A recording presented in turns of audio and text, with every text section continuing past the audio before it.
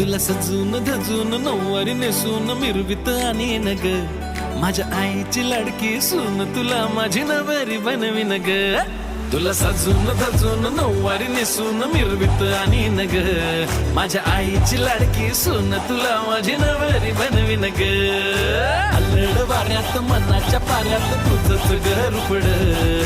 पावसाच्या थेंबात पाखरांच्या गाण्यात तुलाच मी जपलं